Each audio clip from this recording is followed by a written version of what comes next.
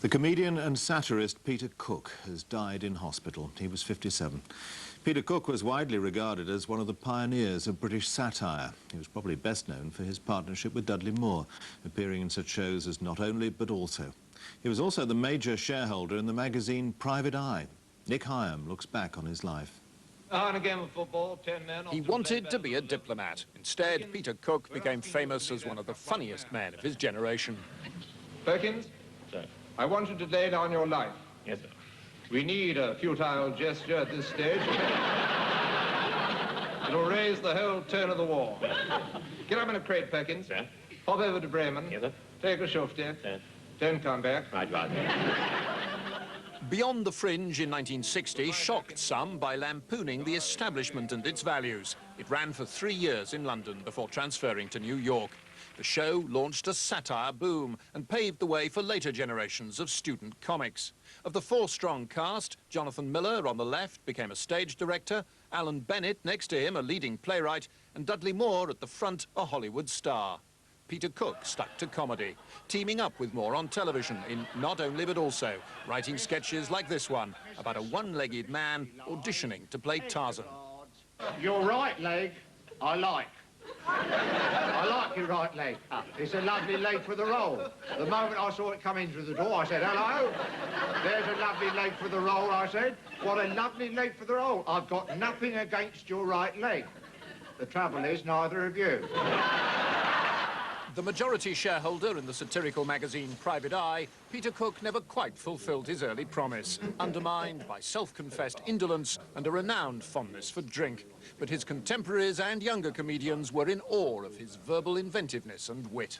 Part of the trouble was that he got involved in a double act with Dudley Moore, which was brilliantly funny. And I think when Dudley went off to Hollywood, Peter was rather left out on a limb, and he never really came back from that situation. But luckily, from the point of view of Private Eye, he kept on coming in, and he was in here a couple of weeks ago, and he was really just as funny as he'd always been. He was more than a collaborator. He sort of led the field in creative moments. I mean, his creative genius was extraordinary when he got going. You know, I mean, he had 17 ideas as opposed to my one. Have you seen that bloody Leonardo da Vinci cartoon? No. I couldn't see the bloody joke. Cook's laid-back comic genius reached its peak in his surreal double act with Moore, Pete and Dud.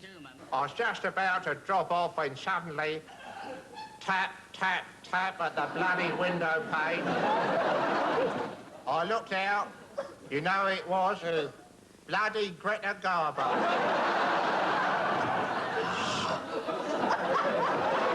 Bloody Greta Garbo.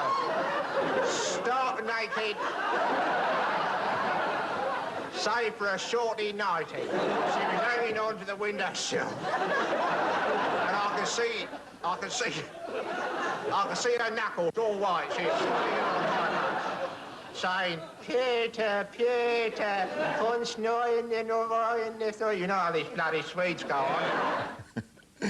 Peter Cook, who died far too young today. My jokes are aimed at the scum of the earth, he said. Luckily, it's a big market. Mama's gonna bring you back, yeah. Mama's got a brand new bag, yeah. This is fairly self-explanatory, isn't it? It's Peter Cook was the brightest British comedy star of his age, an inspiration to other satirists.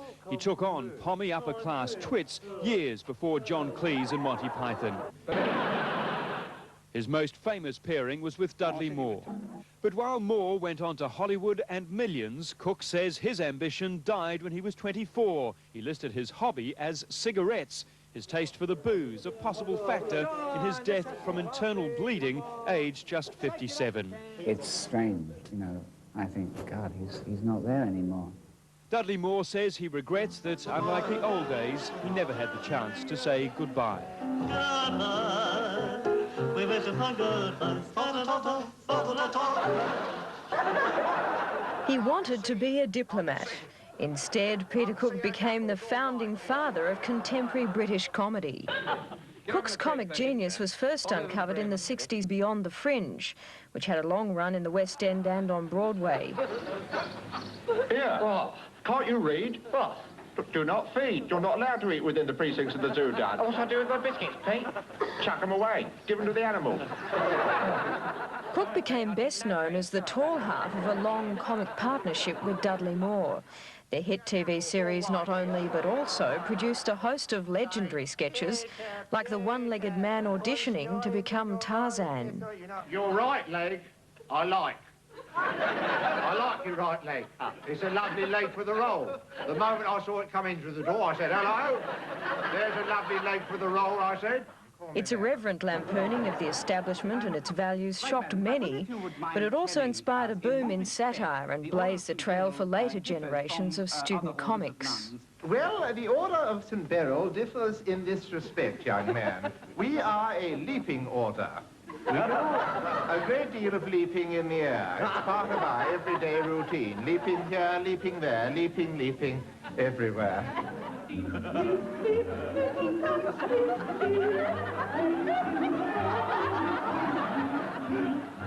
was more than a collaborator. He sort of led the field in creative moments. I mean, his creative genius was extraordinary when he got going, you know. I mean, he had 17 ideas as opposed to my one. Although he was regarded as the more talented of the partnership, Cook never quite fulfilled his early promise. When Moore went on to become a Hollywood sex symbol, he went into a shell. He openly confessed he'd run out of ambition by 24 and that he much preferred drinking. And getting to bed, I pulled out the light, and it's just going off the kit, and suddenly I feel a hand on my cheek. Which cheek was that, Dad?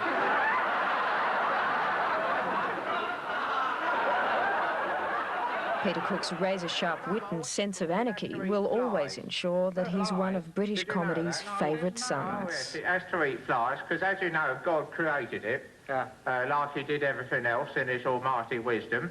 And all the animals have to eat each other to keep the population down. And Gecko got lumbered with flies.